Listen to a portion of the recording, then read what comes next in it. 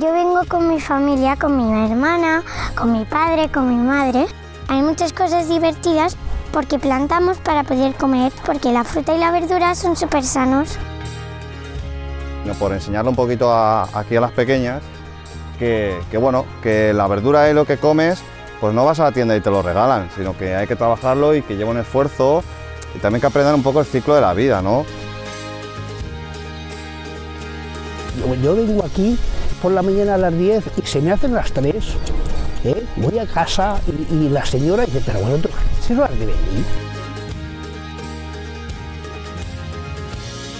Para los niños que sean productos naturales 100% y que vean de dónde salen los productos, de la semilla que se planta, que la tierra, que crece, que lleva un trabajo, que hay que regar, que hay que venir, que hay que cosechar.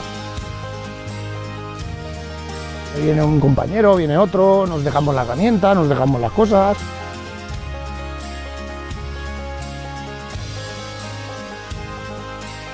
El objectiu és fer la inclusió total en un espai a l'aire lliure.